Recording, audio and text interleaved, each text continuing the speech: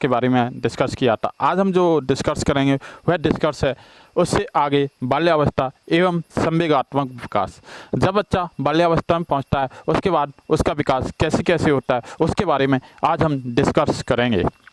बाल्यावस्था में बालक के संवेग मात्र उत्तेजना न होकर उसकी अभिव्यक्ति में सामाजिक प्रकट होने लगती है और उनकी अभिव्यक्ति का पर नियंत्रण करने लगता है। इस कारण उसके संवेगों की उग्रता कम होने लगती है। इस अवस्था में बालक में संवेगों को दमन करने की क्षमता पैदा हो जाती है। वह यह समझने लगता है कि उसके किस व्यवहार से परिजन, शिक्षक व अन्य लोग प्रसन्न होंगे और किस प्रकार से के व्यवहार से वे रुष्ट होंगे। बताया गया है कि जैसे कि अगर कोई भी बच्चा बाल्यावस्था में पहुंचता है तो वो कैसा कार्य करे जिससे उसके घर के जो मेंबर हैं वे प्रसन्न हों। कोई भी ऐसा कार्य ना करे जिससे उसके घर के सदस्य रुष्ट हो जाएं, यानी रूठ जाएं। इस अवस्था में बालकों में ईर्ष्या, द्वेष एवं भय की भावना विकसित होने लगती है और इसका प्रकटीकरण वह चिढ़ाना, उपेक्षा करना, निंदा करना, आरोप लगाना, व्यंग्यात्मक भाषा का प्रयोग करना आदि द्वारा करने लगता है। इस प्रकार इस अवस्था में बालक विभिन्न प्रकार के संवेग जैसे भय, निराशा, चिंता, व्याग्रता, कुंठा, स्नेह, प्रेम, प्रसन्नता आदि स्पष्ट रूप से प्रकट होने लगते हैं और अवांछित संवेगों के दमन से कभी कभी उसमें मानसिक ग्रंथियों भी बन जाती हैं और उसका मानसिक संतुलन बिगड़ जाता है। बाल्यावस्था और सामाजिक विकास। बाल्यावस्था में बालक का संपर्क बाह्य शक्तियों से होता है। इस कारण उसका सामाजिक विकास बड़ी तीव्र गति से होता है। इस अवस्था में वह बालक में अन्य बालकों, अध्यापकों, परिवार के सदस्यों एवं मोहल्ले के सदस्यों से संपर्क करता है। उनके क्रियाकलापों और विचारों से प्रभावित होकर एक नए वातावरण से अनुकूलन करना सीखता है। इस अवस्था में वह मिलजुल कर खेलना, समूह में रहना अधिक पसंद करता है। समूह में रहने के कारण बालक में उत्तरदायित्व, सहायता, सहयोग, दयालुता, ईमानदारी, आत्मनियंत्रण आदि गुणों का विकास होने लगता है। इस प्रकार इस अवस्था में बालकों का सामाजिक जीवन विस्तृत होने लगता है और समाज एवं समूह में अपनी अलग पहचान बनाने का प्रयत्न करते हैं। समूह में वे अपना आधिपत्य प्रतिस्थापित करना चाहते हैं और इसके लिए कभी कभी वे अन्यथा आचरण भी कर लेते हैं। बाल्यावस्था में शिक्षा। इस अवस्था में शिक्षा की व्यवस्था करते समय निम्नलिखित बातों का ध्यान रखना चाहिए।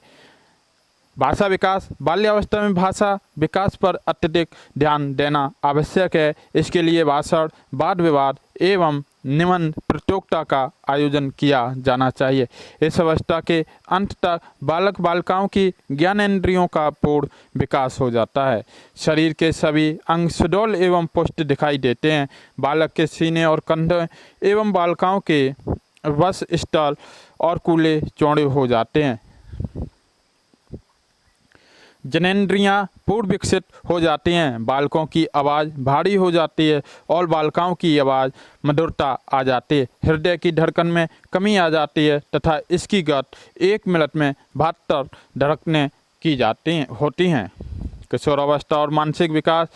किशोरावस्था में मानसिक विकास अपनी अधिकतम सीमा तक हो जाता है। इस अवस्था में होने वाले मानसिक विकास को निम्नलिखित रूप से वर्णित किया जा सकता है। बुद्धि का अधिकतम विकास। किशोरावस्था में किशोरों का मानसिक विकास अपनी उच्चतम सीमा को छू लेता है। इस अवस्था में बालक बालिकाओं की ध्यान व स्मरण शक्ति में स्थायित्व आने लगता है, अर्थात इस अवस्था में बुद्धि का विकास पूर्ण हो जाता है। मानसिक स्वतंत्रता का विकास।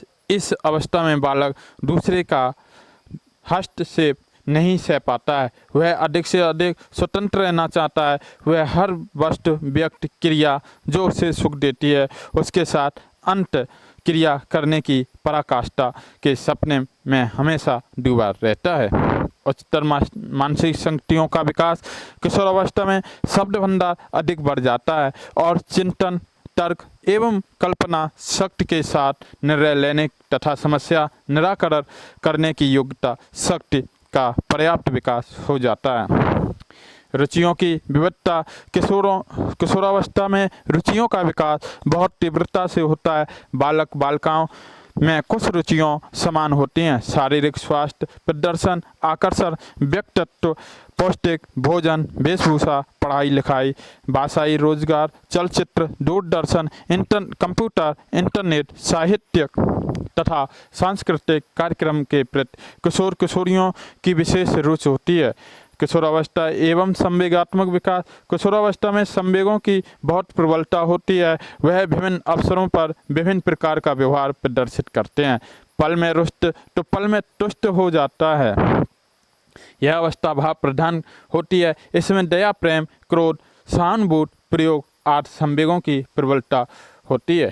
BNR के शब्दों में किशोरावस्था को किशोर बालक बालिकाओं में काम प्रवृत्ति बहुत तीव्र हो जाती है, जो उनके संवेगात्मक व्यवहार पर असाधारण प्रभाव डालती है। यह अवस्था स्वाभिमान एवं अहंकार से युक्त होती है तथा इस पर जोर पहुंचने पर वह इस आघात को सहन नहीं कर पाता है और कभी कभी वह घर से पलायन भी कर जाता है।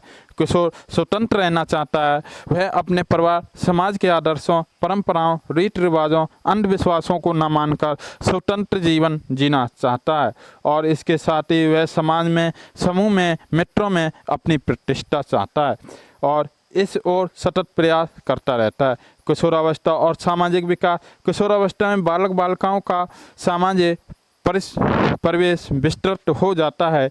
नए सामाजिक संबंधों के फलस्वरूप नए ढंग से समायोजन करना किशोरों के लिए चुनौतीपूर्ण होता है और वे इसे चुनौती को स्वीकार करते हैं।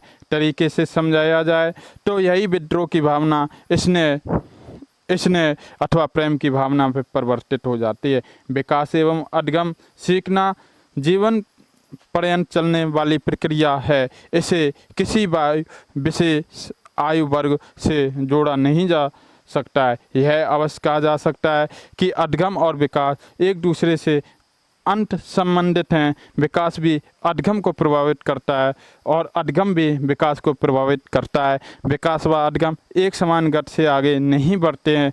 बालक की विकास अवस्था का ज्ञान यदि शिक्षक को होगा तो वह शिक्षण तथा वातावरण को बालक के अनुकूल करने में मदद करेगा। बालक चाहे समान आयु वर्ग के हों या मिश्रित आयु वर्ग के हों, के शिक्षक के लिए विकास का ज्ञान महत्वपूर्ण है। यही वजह है कि पाठ्यक्रम के बाल विकास एवं शिक्षण एक सिद्धांत के रूप में दिया गया है। इससे आगे पार्ट 4 में मैं लेके आऊँगा। अब तक जो डेस्क्रिप्टिव टाइप के जो किए हैं उसके क्वेश्चन जितने भी बने हैं वह मैं नेक्स्ट डे लेके आऊँगा। हमारे चैनल को लाइक, शेयर और सब्सक्राइब जरूर करें। जय हिंद, जय भारत। All the best.